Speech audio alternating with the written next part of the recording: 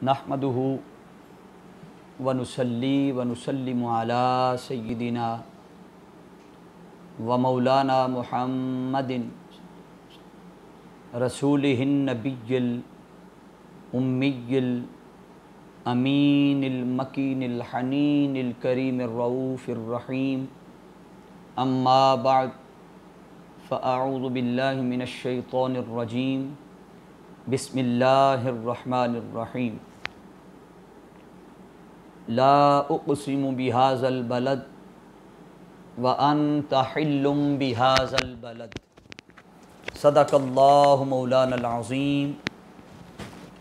व बल्लगना रसूलुहुन नबियुल करीमुल अमीन। अल्लाह रब्बुल इज़्ज़त के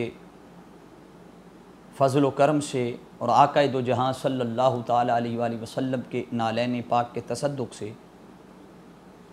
ऑनलाइन दुरूस इरफ़ानुल कुरान की इस इल्मी, फ़िक्री और रूहानी नशिस्त में हम हाज़िर हैं। आज हमारी गुफ्तगू का उन्वान है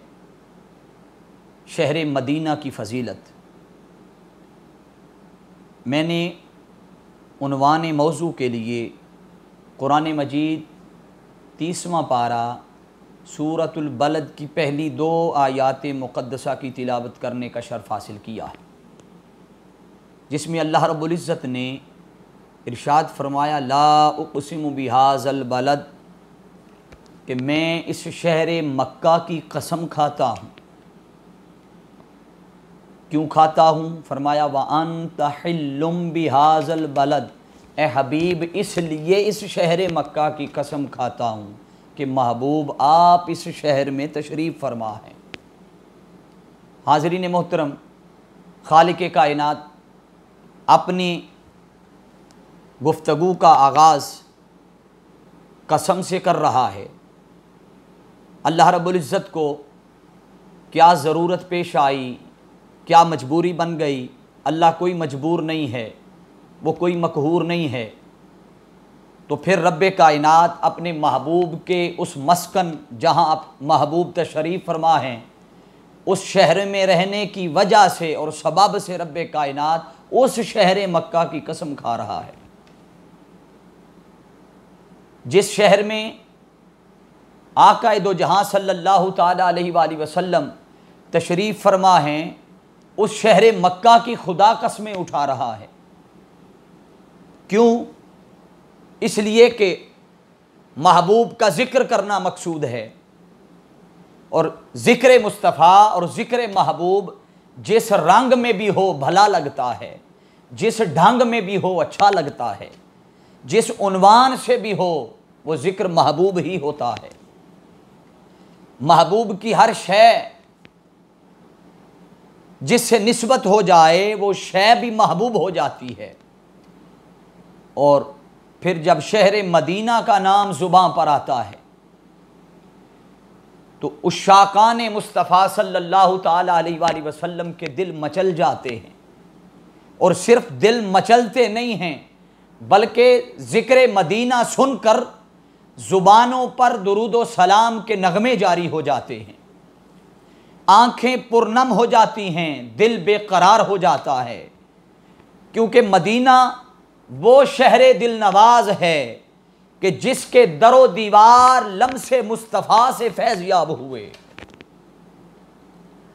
यही वो शहर है कि जिसके गली कूचों में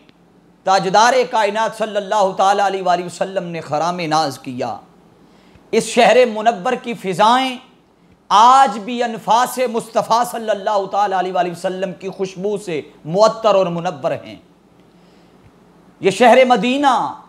जो कभी यसरब था, बीमारियों की अमाजगाह समझा जाता था, वबाओं की अमाजगाह समझा जाता था, वो कदमैन मुस्तफ़ा लगने की देर थी, वो बीमारियों की अमाजगाह, वो दारुश्शिफा बन गया।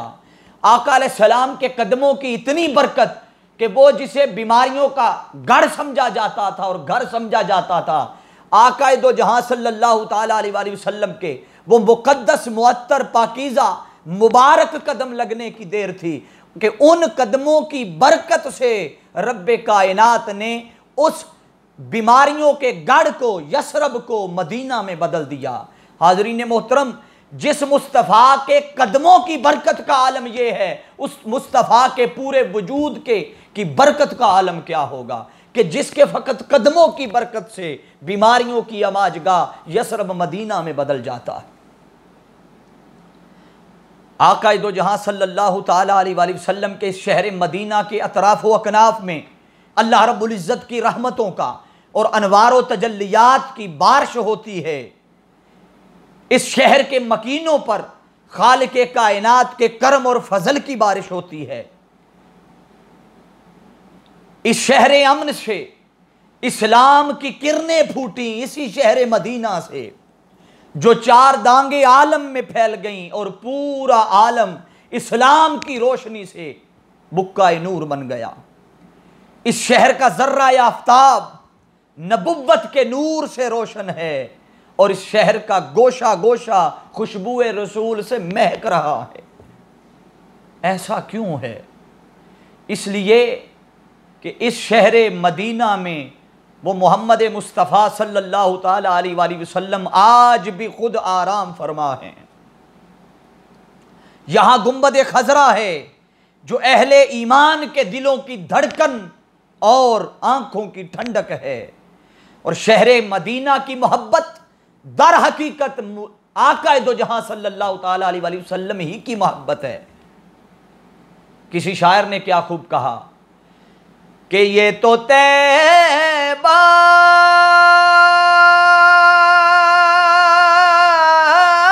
کی محبت کا اثر ہے، ورنہ کون روتا ہے لپٹ کر درو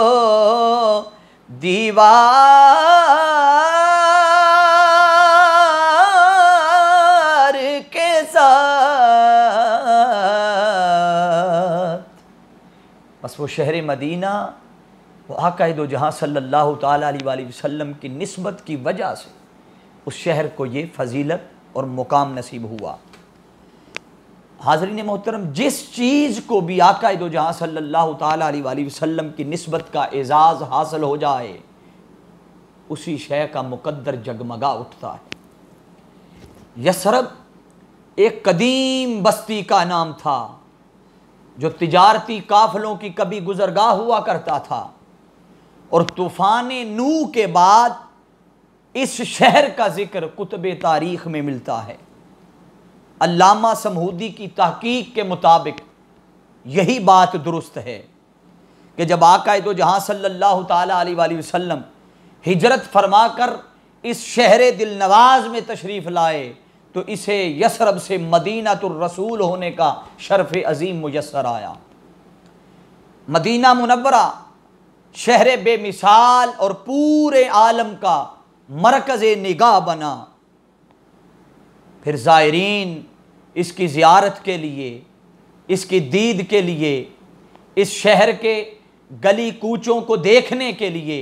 اس شہر مصطفیٰ کی دید کے لیے کائنات کے گوشے گوشے سے دور دراز سے سفر کر کے کھنچے کھنچے اس شہر طیبہ کی طرف چلے آتے ہیں۔ شہر نبی شہروں کا سرتاج ہے، یہ شہر مدینہ شہروں کا سرتاج ہے جسے افضلیت کی خلعت فاخرہ سے سرفراز کیا گیا۔ اس شہر خنک کے فضائل اور خصائص کا کوئی شمار نہیں ہے۔ آج کی اس نشست میں اجمالاً اس کے چند خصائص اور فضائل کا ذکر کیا جائے گا۔ اس ابتدائی گفتگو کے بعد حاضرین محترم، ہر وہ چیز جو مسند رونق پر جلوہ افروز ہوتی ہے،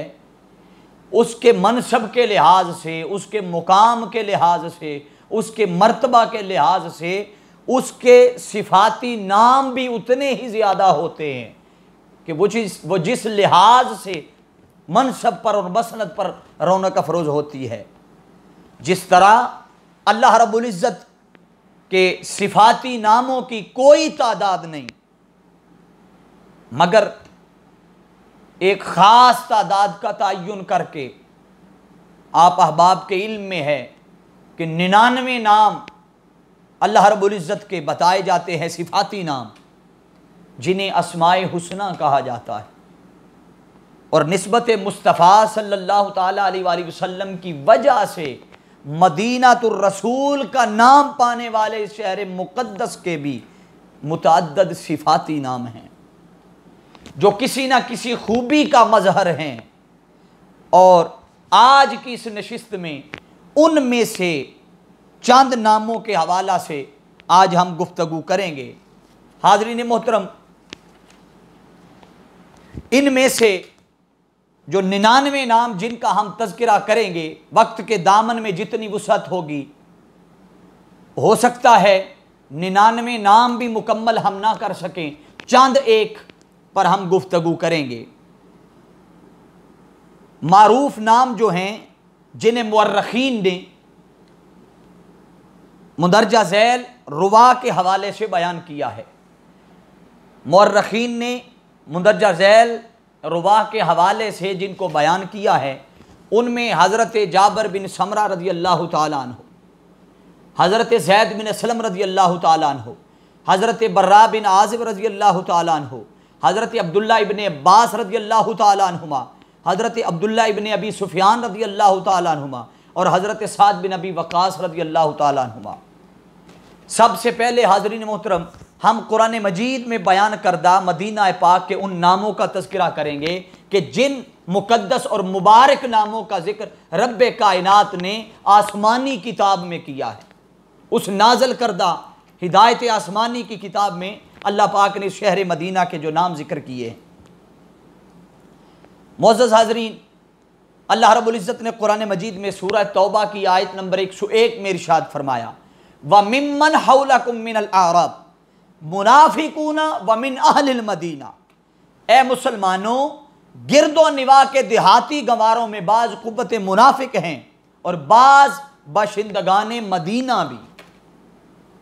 پھر قرآن مجید کے ایک اور مقام پر اللہ رب العزت نے اس شہر مدینہ کا ذکر کیا، فرمایا ما کان لأہل المدینۃ ومن حولہم من الاعراب ان یتحلفوا عن رسول اللہ ولا یرغبوا بانفسہم عن نفسہ، کہ اہل مدینہ اور ان کے گرد و نواح کے رہنے والے دیہاتی لوگوں کے لیے مناسب نہ تھا کہ وہ رسول پاک صلی اللہ تعالیٰ علیہ وآلہ وسلم سے الگ ہو کر پیچھے رہ جائیں، اور نہ یہ کہ ان کی جان مبارک سے زیادہ اپنی جانوں سے رغبت رکھے۔ یہ قرآن مجید کے دوسرے مقام پر ذکر مدینہ آیا۔ پھر آئیے قرآن مجید کے ایک اور مقام پر دیکھتے ہیں، لَإِن لَّمْ يَنْتَهِ الْمُنَافِقُونَ وَالَّذِينَ فِي قُلُوبِهِمْ مَرَضٌ وَالْمُرْجِفُونَ فِي الْمَدِينَةِ لَنُغْرِيَنَّكَ بِهِمْ ثُمَّ لَا يُجَاوِرُونَكَ فِيهَا إِلَّا قَلِيلًا۔ البتہ ترجمہ سماعت فرمائیے، اگر منافق اور جن کے دلوں میں نفس پرستی اور ہوس پرستی کی بیماری ہے کہ جو مدینہ پاک میں جھوٹی افواہیں پھیلاتے پھر رہے ہیں اور جھوٹی افواہیں اڑایا کرتے ہیں، اپنی حرکتوں سے باز نہ آئے تو ہم ضرور آپ کو ان کے پیچھے لگا دیں گے، پھر وہ آپ کے پاس اس مدینہ میں بس تھوڑے ہی دن رہ سکیں گے۔ پھر قرآن مجید نے ایک اور مقام پر ذکر کیا، فرمایا یقولون لئن رجعنا الى المدینۃ لیخرجن الاعز منها الاذل وللہ العزۃ ولرسولہ وللمؤمنین ولکن المنافقین لا یعلمون۔ اور یہ منافق کہتے ہیں کہ اگر ہم مدینہ واپس آ گئے تو ہم میں سے جو عزت والے ہیں وہ ذلت والوں کو ادھر سے نکال دیں گے۔ وَلِلَّهِ الْعِزَّةُ وَلِرَسُولِهِ، اور حقیقت یہ ہے کہ عزت اللہ اور اس کے رسول صلی اللہ تعالیٰ علیہ وآلہ وسلم کے لیے ہے، اور درجہ بدرجہ فرمایا وَلِلْمُؤْمِنِينَ، اور درجہ بدرجہ مومنین کے لیے ہے۔ وَلَكِنَّ الْمُنَافِقِينَ لَا يَعْلَمُونَ، لیکن یہ جو منافق ہیں یہ اس بات کی خبر نہیں رکھتے۔ حاضرین محترم، یہ چند مقامات تھے جہاں بڑی صراحت کے ساتھ آقا دو جہاں صلی اللہ تعالیٰ علیہ وآلہ وسلم کی نسبت کے سبب اس شہر مدینہ کا ذکر آیا، جو ہر ایک عاشق رسول صلی اللہ تعالیٰ علیہ وآلہ وسلم کو محبوب ہے، اور اسی طرح محبوب ہے جس طرح ذات مصطفیٰ محبوب ہے۔ اسی طرح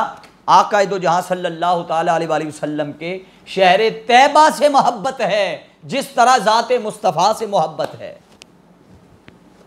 اب آئیے قرآن مجید کے بعد احادیث مبارکہ کی روشنی میں دیکھتے ہیں۔ آقا دو جہاں صلی اللہ تعالیٰ علیہ وآلہ وسلم نے ارشاد فرمایا، امرت بقریہ تأکل القری یقولون یثرب وہی المدینہ،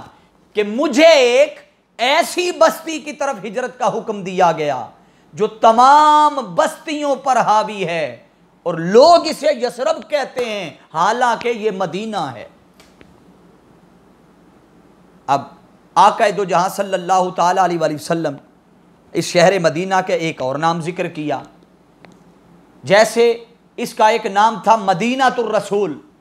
اسی طرح اس شہر مدینہ کا ایک اور نام ہے جس کو طیبہ کہتے ہیں۔ حضرت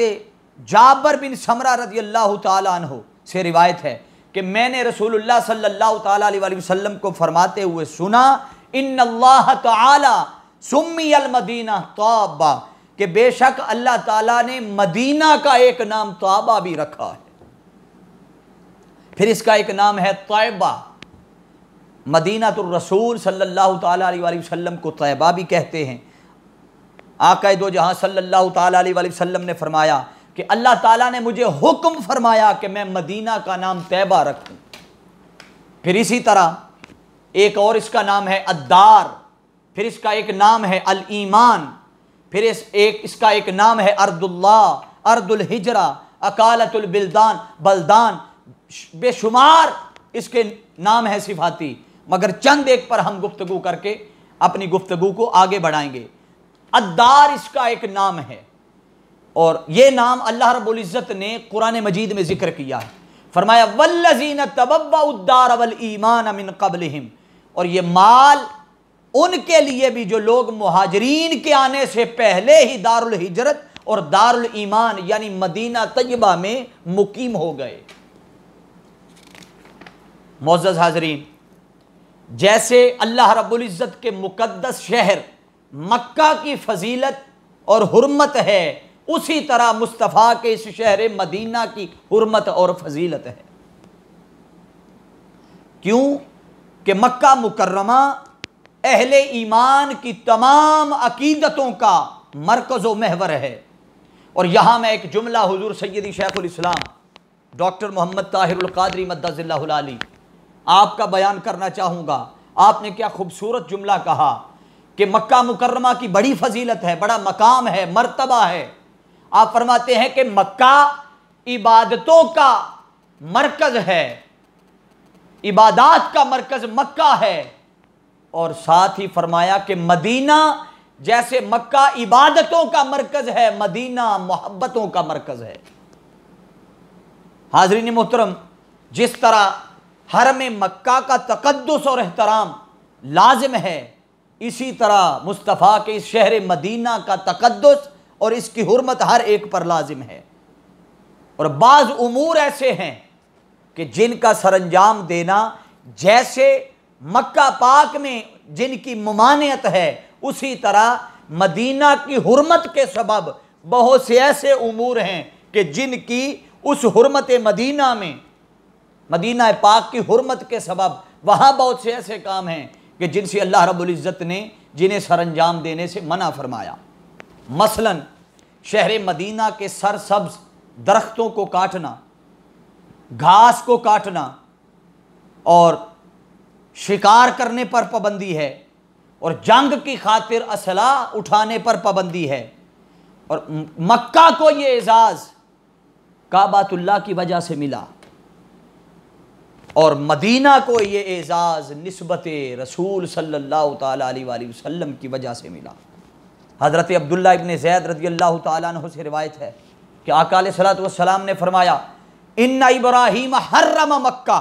ودعا لها وحرمت المدینہ کما حرم ابراہیم مکہ ودعوت لها فی مدها وصاعها مثل ما دعا ابراہیم المکہ،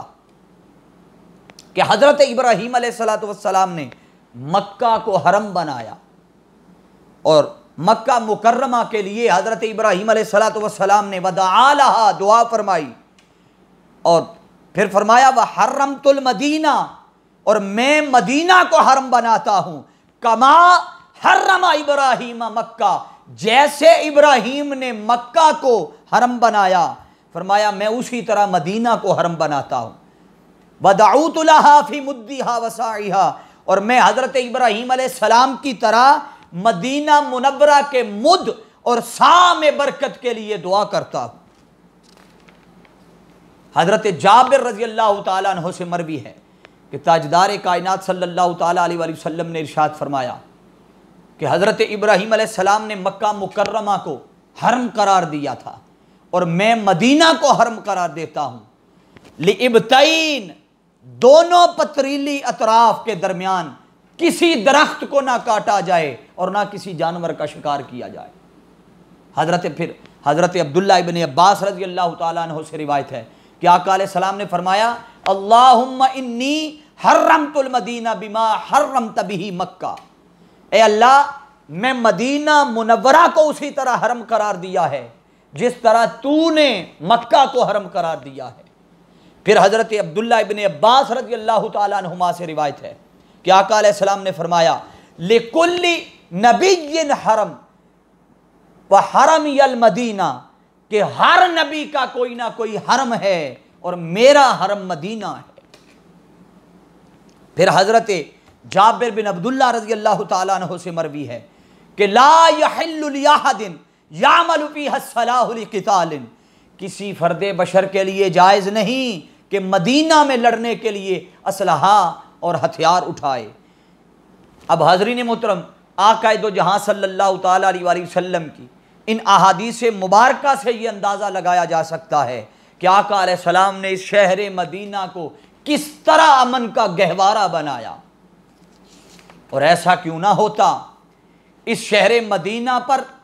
امن کے ذریعے افق عالم پر دامی امن کے سورج کو طلوع ہونا تھا۔ جو شخص آقا دو جہاں صلی اللہ تعالیٰ علیہ وآلہ وسلم کے احکامات کی پابندی نہیں کرتا، مثلا حدود حرم میں درختوں کو کاٹتا ہے، جانوروں کا شکار کرتا ہے، لڑائی جھگڑا کرتا ہے، تو وہ گویا حکم مصطفیٰ کی خلاف ورزی کرتا ہے۔ ایسے شخص کے لیے سخت وعید سنائی گئی ہے۔ حضرت انس رضی اللہ تعالیٰ عنہ روایت کرتے ہیں کہ آقا علیہ السلام نے ارشاد فرمایا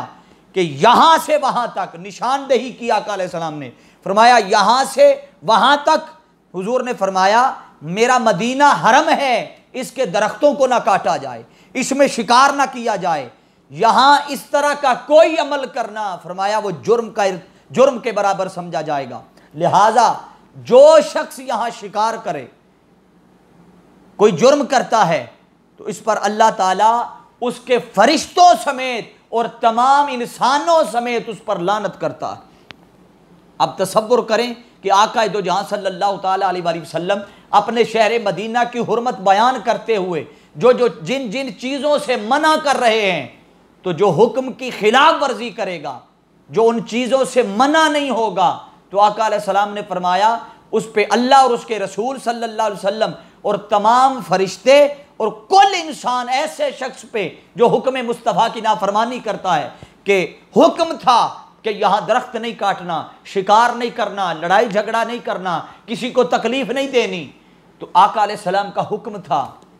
تو جس نے اس حکم کی نافرمانی کی، پھر اللہ کی بھی اس پہ لعنت اور فرشتوں کی بھی لعنت اور کل انسانیت کی اس پہ لعنت۔